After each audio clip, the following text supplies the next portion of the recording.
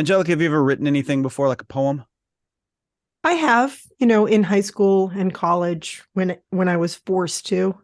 I don't think I've ever done it for fun though. I've never been a journal or a diary person. And I think because I have to do so much writing at work Mm. that I just kind of I don't want to do that in my free time, although it's a completely different kind of writing, obviously. What about you? Yeah, I fancied myself a bit of a poet in high school. I wrote some for class, and then they're awful. Looking back on them, they're just awful. But my high school English teacher encouraged me, as teachers should, and so I kept writing. I had When I was a freshman at Concordia University, they published one of my poems, and it's just so overwrought and emo. Um, and I What hope year was no that? What year was it? 1996 or Oh, that makes 97. sense. Yeah. I really hope nobody has any copies because it was printed, of course. I hope no one has copies of it. Then when I got later, I wrote some poems in a class I took in college after that were much better. And I remember one, it just occurred to me, and I'll recite it to you. It's very short. Okay. Think of words with double meaning. Love must come to mind. For though love rings of boundless joy, love can be unkind. For every heart in love today, another breaks tomorrow. For every tear of joy for love, another falls in sorrow. Love is You- an affliction whose only symptom is pain. The only cure for love, it seems, is to fall in love again. When did you write that? When I was like 19 or 20. Okay. It's pre Marissa.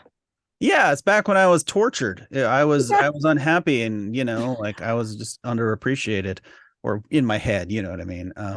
Yeah, of course. Weren't we all when we were 19 years old? And we're bringing this up because there's some tortured poetry in the movie we watched today, so that's what brought it up. Now, one other thing about writing, you and I used to have a website together with some of our friends where we attempted to do some writing, not poetry. This is 15 years ago, right? Yes, it was Nick's idea and he recruited a group of us to do some writing and we really failed you. I think I submitted one story. It was about how I earned the nickname Shit Arm, and that's all I'll say. And I think it's been scrubbed off the internet, right? I think so, yes. So yeah, the idea behind the website, it was called Rock Paper Finger. Right. We Yeah, all love the middle finger, so that's kind of the gist. yeah, we had this like escalating series of contests to do the most creative flip off, and that sort of spawned this idea of people writing essays about things that annoyed them. And so I recruited a whole bunch of people, and I thought they're all very funny people, and I thought we could have like a fun little blog where we write funny essays about things that are annoying us. And started off good. Everybody signed up. Everybody was all eager, like, yeah, I'm really gonna stick it to somebody. And then after they wrote their first piece, they just ghosted. You know what I think the Friend. problem is? We wanted it to be humorous, and that's a lot of pressure. I remember writing the first one and sort of torturing myself and trying to massage it. And then I was happy with what I submitted and you guys were okay with it, whatever. And then I was like, I don't have anything else. I'm out of material. I mean, I've been doing this. I mean, I've known you for a long time, but we know this podcast. You have great stories every week. Like I any of these would do. be good. I mean, I have a lot of material from my childhood and just from the different characters I've known in my life. And Bill keeps telling me, buy a new laptop and just start writing notes out and put it into like a short story collection someday. And I would love to do that. And I think I would have fun doing that. It's just getting started, like any writer will tell you, just getting started is so difficult. And obviously, at the stage that we both are in our lives, we don't have a lot of time for that kind of stuff. So, but that's an excuse. I should just do it. Yeah. But yeah, that was fun while it lasted. That one story I Yeah. submitted. The 3 months that the website was really going strong, where I published 6 things and everybody else published one thing. Didn't But I recommend also that we use my finger as like a cover picture? I have the most perfect middle finger ever. Oh, you can't really tell in this shot, but I have the longest AT middle fingers. It's like I was born to flip the bird. can you give me a comparison to your other fingers? I mean, I have big hands, kind of Uh, have man hands. I got little sausage fingers, so I'm terrible at Oh, it. And look, now you it's see, look, great. you go with the full long finger. Oh, I do yeah. like the little halvesy finger. Yeah. So if you're watching this on YouTube, you'll notice an edit point here because as Angelica was flipping me off, she got cut off. She dropped the call, and I think she violated the terms of service with those perfect fingers. I do love flipping the bird. I love fucking feels so good. Welcome to Film Swap, the podcast where we challenge each other to watch the movies that we've let slip through the cracks or purposely shoved into the cracks for whatever reason. I'm Nick Vole. And I'm Angelica Thornton, and today we're talking about Zero Effect. My employer is hardly your typical private detective. Did I tell you about the curtains? When he's working, smoothest operator you've ever seen. Brave, slick, cunning. As soon as he gets off work, complete freak, nuts, tactless, terrible, rude. Hello? What's his name? Harold Burgess Mitchell Hudwell. Nick, Carmine. Carol? Sergio. I'll give you $1 million if you sell out your boss. When your number's up, it's up. $2 million. Innocent people suffer, and murderers get away with it. $5 million. What kind of a hold does this guy, whoever he is, have on you? These people are victims of plots and they need our help. So what if I was to walk in there right now? What would happen? I'll shoot you. I have a gun and everything. The mysterious and brilliant Daryl Zero. Can I ask you a question? What's that? Why are we talking on the phone? It is Oregon Month. This is the first episode of Oregon Month, and our film today is Zero Effect, a 1998 American mystery comedy film written and directed by Jake Kasdan in his feature directorial debut. Starred Bill Pullman as the world's most private detective, Daryl Zero, and Ben Stiller as his assistant, Steve Arlo. It's loosely based on the Arthur Conan Doyle short story, A Scandal in Bohemia. It was set and shot completely in Portland. It was not a big hit. It debuted at Cannes in 1998. It cost $5 million to make. It only took in $2 million, but it's a bit of a cult favorite now. You'll remember Jake Kasdan is the son of Lawrence Kasdan, who we just did the other week with, help me out here. I don't remember what we did last week or the week before. The Big Chill. His dad. That's right. That's right. That's right. The Big Chill. Okay. Anywho, I really like this movie. I think it's a very charming little slice of cheese. It not cheese. It's good. It's a good movie. It's like a little solid indie film. And one of the things I love about it is you see Portland all throughout it. Angelica, why had you not seen this movie? I don't know. I don't remember this film. I don't remember hearing anything about it. Obviously, it didn't do well at the box office. So maybe not a lot of buzz. And I wouldn't have heard like local Portland buzz because I wasn't here. I didn't move here until 2007. This was early 98. I was in Missoula, Montana at the time. I knew nothing about this film until you recommended it last week. And I'm really glad you did. I thought it was great. It's cool that when that happens, right? It's like love it. It's like a gift. You know nothing about it coming in. If you haven't seen it, I really recommend you find it. Zero Effect. This is going to be kind of a weird one because I don't think most of the people listening to this will have seen it unless they sought it out in advance to watch it. But it's a great movie.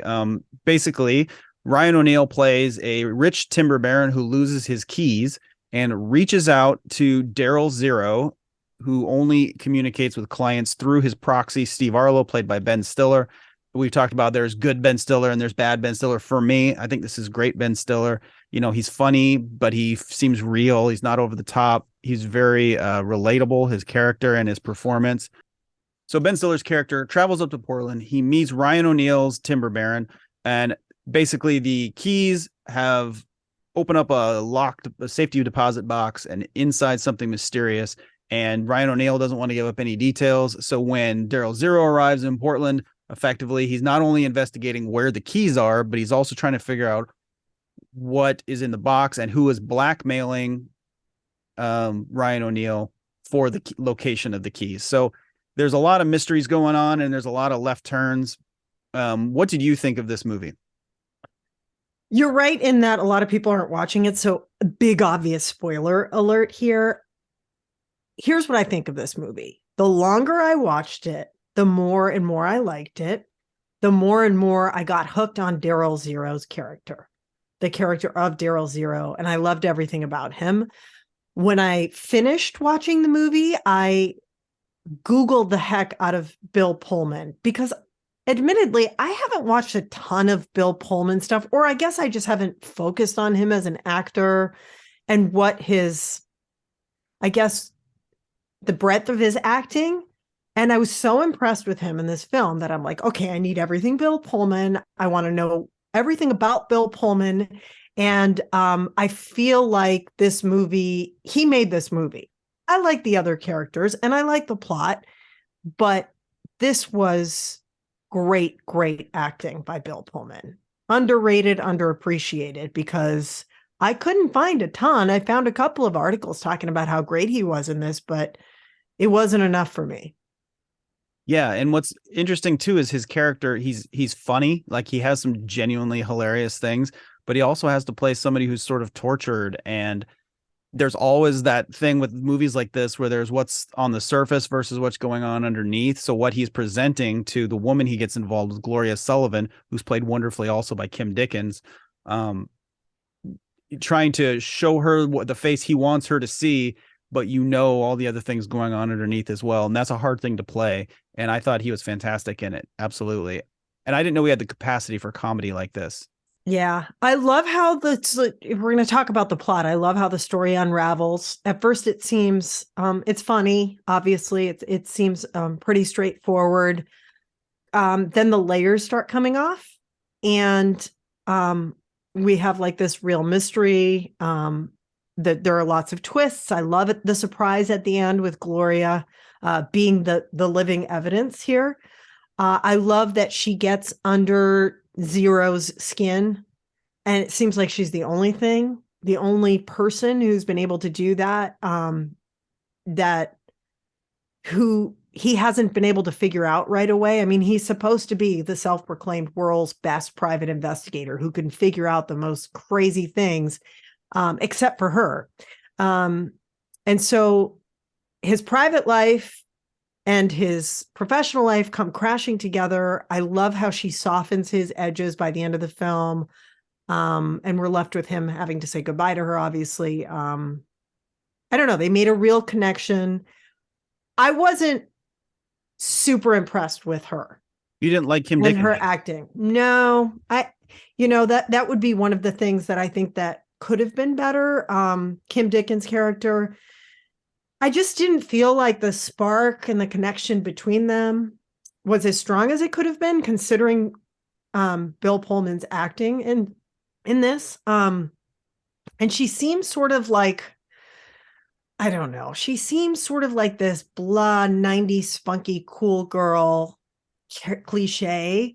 We saw a lot of that during that time period. In fact, very similar to sort of Angela Featherstone's character in the movie Jess.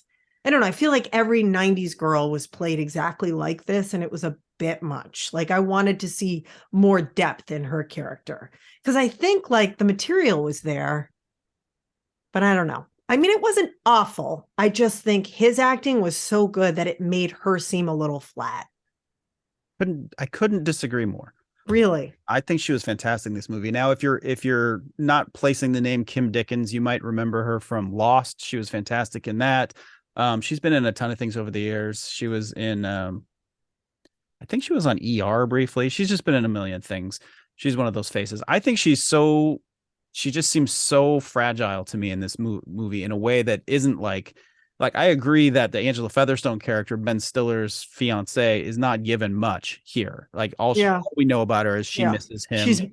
She's mad about his job. Yeah, that's all we know. But she gets a lot. She gets Kim Dickens does. We learn more about her as the show goes on. And I think one of the great things about her performance is while Bill Pullman's character is, I talked about kind of presenting one face but being another way, she's doing that too, right? Yeah. We find out in the end she's been the blackmailer all along, and she's also got an even bigger secret, but she's allowing herself to be a little bit vulnerable with him. Yeah. And you see her pulling some of the same tricks that he does. Like she knows more than she lets on, like when she has him do her taxes, for example. She knows he's probably it's the test, right? She's trying it's to catch test. him. Yeah, she's pulling a trick from his toolbox.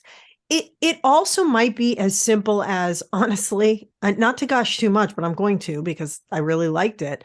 I was so mesmerized by Daryl Zero that I, like she was in the shadow, so I wasn't focusing on her as much. And if I watch it a second time, I might pick up on things and, you know, maybe I'll like it more. But I just think I loved his character.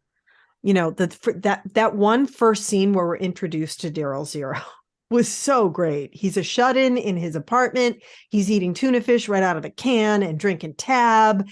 It's nuanced. Singing that terrible song. Yeah, it's so nuanced and acted so brilliantly. Everything was great. His mannerisms, his language, his eccentricities, neuroticism. And I love the way that Arlo plays off of him, the frustration where he's going through the apartment and he's just like, he's had it. It was great. Yeah, absolutely. You did feel like you bought that relationship right away. Yeah. It felt real and lived in. Arlo respects him, but he's just had it.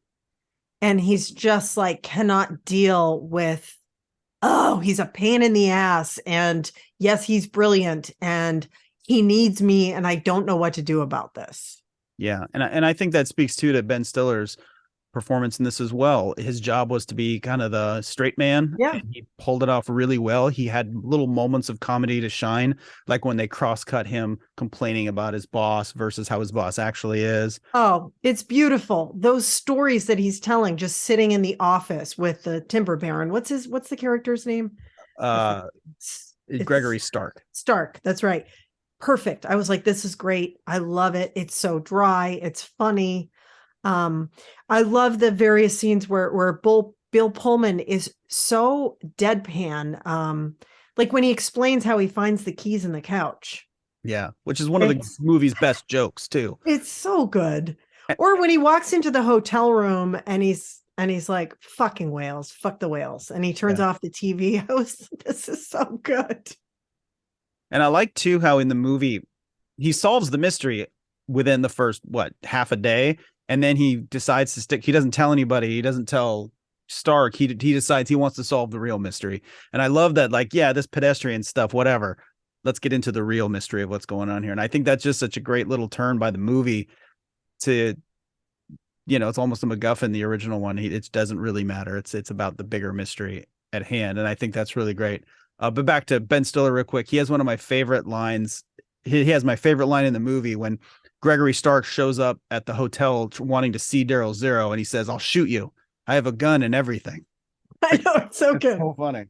I love and so much of this comedy is just so deadpan serious, funny at the same time. Like even when Daryl Zero's got the hair pieces and the mustaches on, and he goes into his random disguises with his aliases, it's great. It's perfect. It's one of those you almost wish it would have been a hit because you could see more of this character or these characters. Totally. So this was a couple years after Independence Day and while you were sleeping, right? So this was this was a different role for him. This is, I think, the year after Independence Day. Yeah. Although who knows, they probably were shot around the same time. So he was shooting a bunch of movies and I know he's done a bunch of other movies since then. I don't know if there has been any kind of in-depth discussion on what his best role has been, but how could this not be it? I don't remember him in a leading role like this. Well, Spaceballs. Yeah. I mean, and I'd mentioned I hadn't seen him in comedy like this before. Obviously, I'd seen him in comedy, but this is such a different type of comedy, I guess. And he was fantastic in Ruthless People, which I don't think you've seen. Yep. Or you have. I haven't seen it, but I know exactly what you're talking about, and I've heard he's really good in that. So he got a lot of critical acclaim for that. Have you seen The Sinner, the series that he's in? Bill was talking about that. My husband, Bill, not Bill Pullman, and he said that was really good. He was telling me to check it out. But I haven't seen him in a ton of stuff, and now I'm like, I need to go on a Bill Pullman marathon. Yeah, you could do worse. Have you heard of this thing that people say they're like the Bill Paxton or Bill Pullman? Like that's the craziest thing I've ever heard. They're so. Oh no, I'm one of those people who my entire life has mixed them up. How? And I'm like, which Bill was that? I don't know. The Bill with the P last name, and they're like these white guys of the same age, and they kind of played similar, like, roles as far as weight in the movies around the same time. You know the SNL story, right? When Bill Pullman was a host in the mid 90s.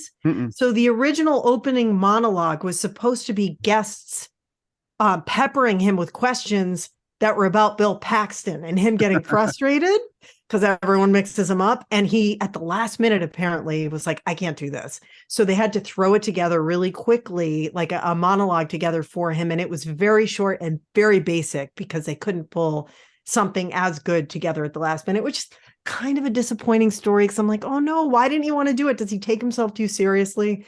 But whatever, that's the story. I mean, they're not exactly the same. They're not like Jessica Chastain versus Bryce Dallas. Like I could never tell them apart.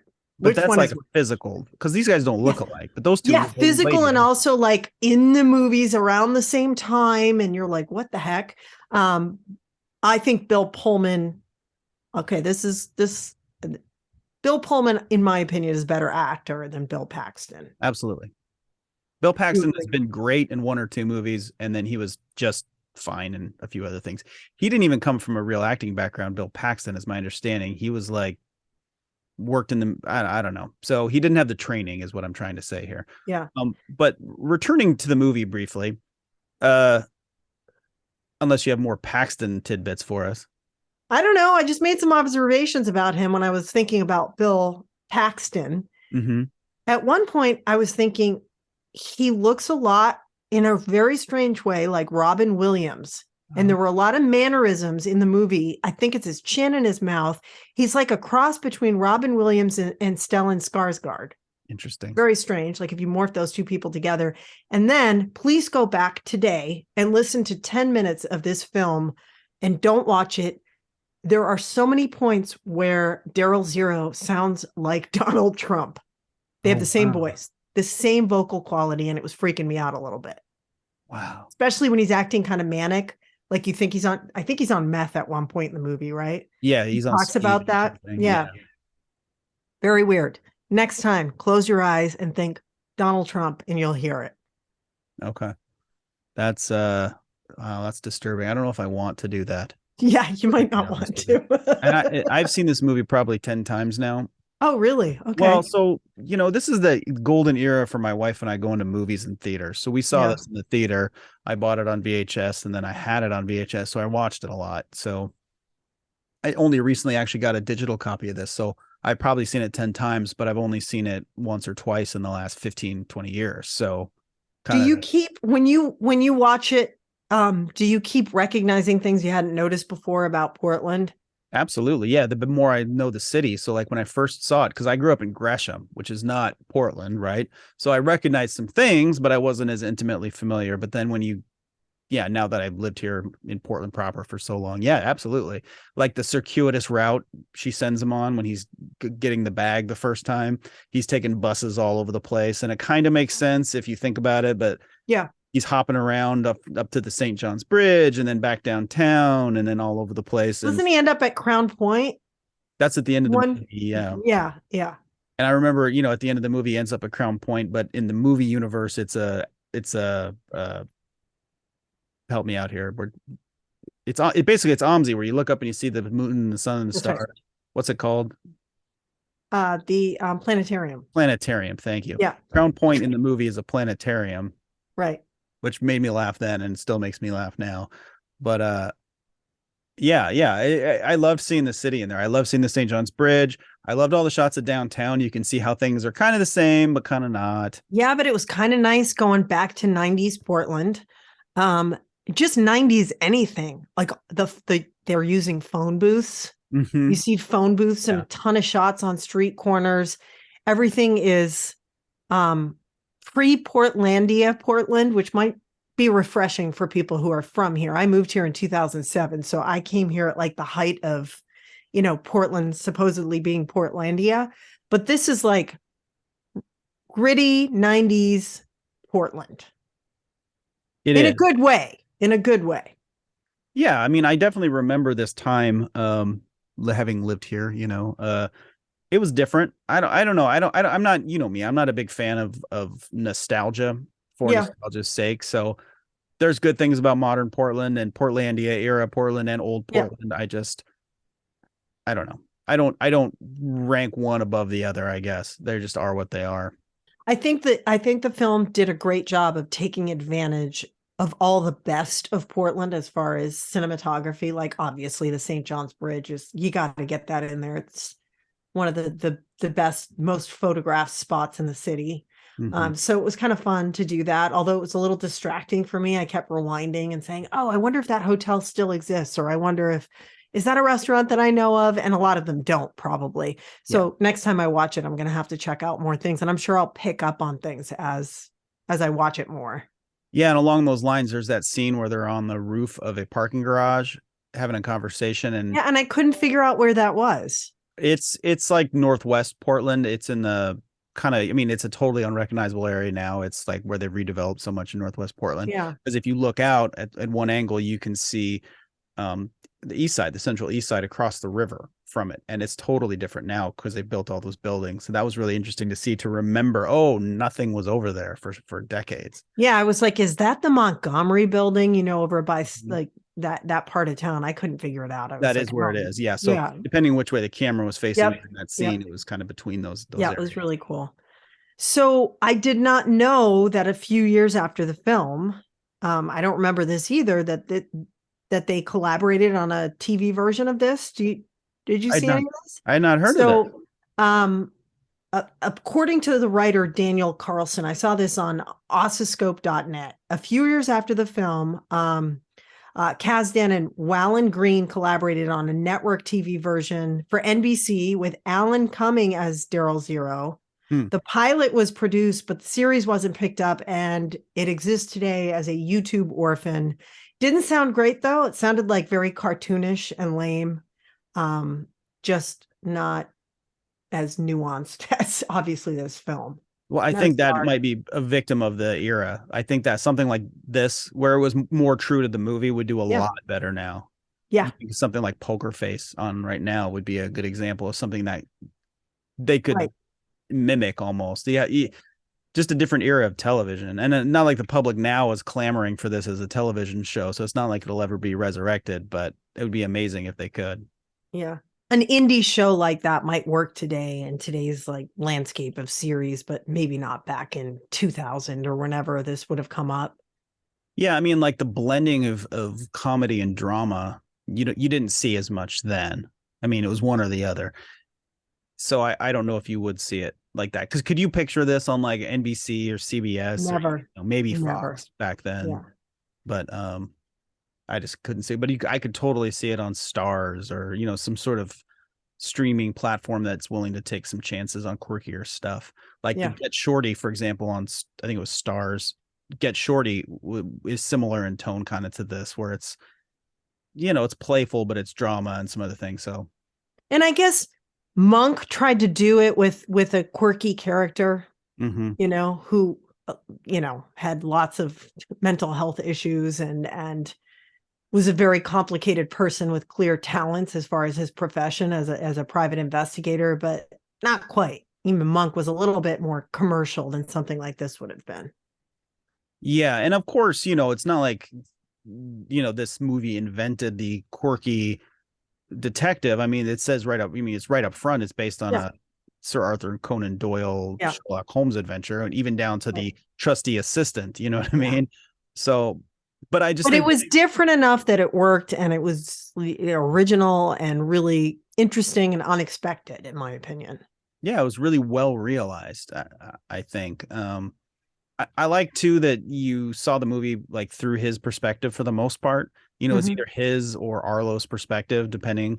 Especially when I'm thinking specifically of when he on that first drop with Stark, when he follows Stark and he figures out instantly that Gloria took the money as in her EMT outfit. You see the whole thing through his eyes, and you can see how simple it is for him to see all this. And I thought that was really clever. And I don't know. I haven't seen a lot of other detectives like this, I guess. Yeah, I agree. Two giant thumbs up, not middle fingers up for me on this film. I loved it. I told Bill to watch it. I think he's going to really like it too. He hasn't seen it yet either. And I think it's a really rewatchable movie too, because there are little details you pick up on later. Even, I mean, plot wise and character wise, but also just Portland wise, you know, like her pad when he goes to her place, a little duplex up in Northwest Portland. It's on like, what's the L Street up in Northwest? Oh, God, I don't remember. Yeah, either way, it's up there. So like you see it and you're like, okay, I totally can play. Not that house exactly, but I can place that neighborhood. I don't know. There's little fun things like that, little Easter eggs for Portland people. But yeah, I love it. And the dialogue is great too. Just pick up on the great lines throughout the film that you'd want to keep in your back pocket. There's some really funny lines in there. Yeah, and like some of the, like you mentioned, is really subtle too. So maybe it doesn't hit as hard the first time because it's so subtle, but then the second time you hear it, like you get the depth of the joke. You know what I mean? Yeah, and the physical comedy in Bill Pullman, his mannerisms were really great too. When he first came on, I was like, okay, is he on the spectrum? What's going on with this character? And then he starts talking about, you know, he was on, I think it was meth, right? Did he say that? I think it was amphetamines. Yeah, something. I don't know if it's methamphetamine or like little reds, like the kind that baseball players used to take. I don't know. I don't know that. I don't know what those are. Little reds. Well, you're not as cool as me. No, I only know about very it. straight. I read a lot of baseball books, and they used to take amphetamines in the 70s. It was like their performance enhancing drug. Yeah. Okay. So you can stay up and focus. Yeah. Which So I feel like that's what it was, but who knows? Who knows? They don't really get into it too much. When he eats the tuna fish out of the can, though, it just makes me gag every time. I love it, though. It was like perfect. I was like thinking, oh God, this apartment stinks so badly. And Arlo is so repulsed right now. Why is he doing this? To wash it down with a tab is even worse. Like, oh, so gross. So gross. Yeah. So spectacularly gross, though. It's perfect. I'm in the apartment with them. It was great. And you mentioned this with the phone booths earlier. I love seeing these little hallmarks of the 90s, like his computer setup. Oh, it's got like, it's supposed to be really high tech. Yeah. And it's like, I don't know, an Apple II GS. I don't even know what was on his desk. It was ridiculous. The big box monitor. Yes. And it was so good. So it's another little fun thing too on rewatching. You see all the little Easter eggs, the 90s Easter eggs, which are kind of fun.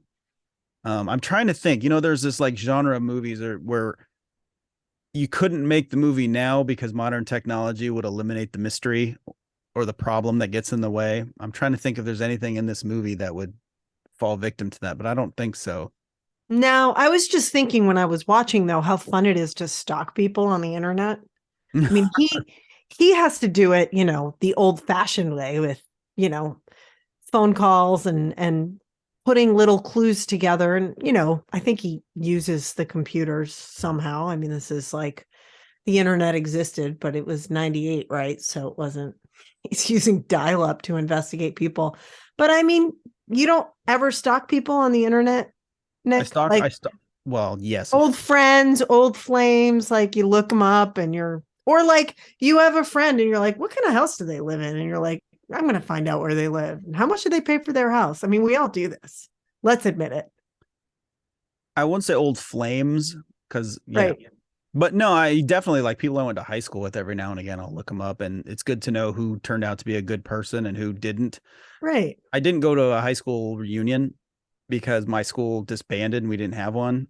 And then I was not exactly invited. So I went to Gresham High School my first 2 years, and then I transferred to Portland Lutheran High School, and that's gone now. So there's no reunion. So like when the 20th rolled around, an old friend of mine, a mutual friend of ours, Stephanie Kralovich, went to high school with me. She like reached out, hey, are you going to the reunion? I'm like, I made such an impression that you don't remember. I didn't graduate there, which I forgive her. I mean, we went to school for forever. She probably thought I did. I didn't remember. Yeah.